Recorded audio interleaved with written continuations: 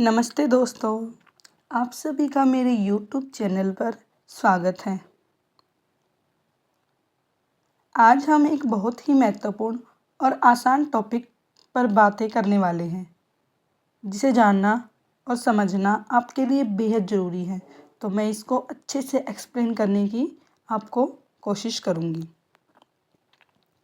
तो आज का हमारा टॉपिक है कि क्षेत्र का शौक, या फिर ये कहें कि किस नदी के कारण किस क्षेत्र में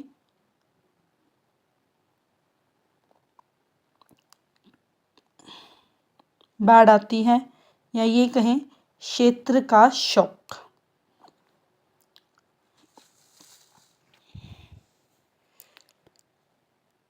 बंगाल का शौक किस नदी को कहा जाता है? अब शौक कहने का मतलब क्या है? शौक से शौक बोलते ही हमारे माइंड में ये वर्ड आता है कि शौक का मतलब होता है दुख, या ये कहें हानि, पीड़ा, व्यथा। तो इस जो हमारी ये नदियां हैं, इन नदियों के कारण इसके आसपास के जो क्षेत्र हैं वो किस तरह इनसे प्रभावित होते हैं। बंगाल का शौक किस नदी को कहा जाता है? बंगाल का शौक दामोदर नदी को कहा जाता है। जैसे कि कोई भी नदियां हैं या तो वो अपने आसपास के क्षेत्र को प्रभावित कर रही है। कभी नदियों में पानी का बहाव ज़्यादा हो जाता है, कभी कम हो जाता है, जिससे वो जो उसके आसपास के क्षेत्र है उसमें जान माल की हानि और जो हमारे वहाँ पे खेत खलियान हैं या घर हैं उन सबको प्रभावित करती हैं और जान माल का नुकसान कर देती है। तो इसी तरह बंगाल का शौक तो किस नदी को कहा जाता है? दामोदर नदी को।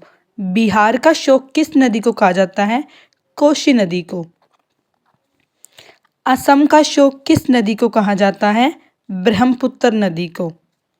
और हरियाणा का शौक किस नदी को कहा जाता है? घग्गर नदी को। ये एक मौसमी नदी है।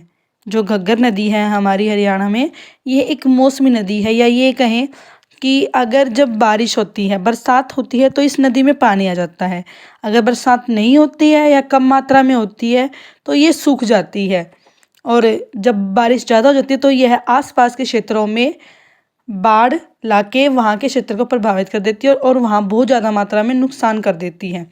इसी तरह चीन का शौक किस नदी को कहा जाता है? हवांग हो, या ये कहें येलो रिवर को। तो हमने क्या पढ़ा कि बंगाल का शौक दामोदर नदी, बिहार का शौक कोसी नदी, असम का शौक ब्रह्मपुत्र नदी और हरियाणा का शौक घग्गर नदी को कहा जाता है। इसी तरह चीन का शौक हवांग हो, येलो रिवर। अगर आपको मेरे जीके क्वेश्चन या कंटेंट अच्छा लग रहा है, ऐसे ऐसे क्वेश्चंस के लिए मेरे चैनल्स को लाइक करें, शेयर करें एंड अपने ग्रुप में शेयर करें। पढ़ते रहिए, ऐसे ही आगे बढ़ते रहिए। Thank you.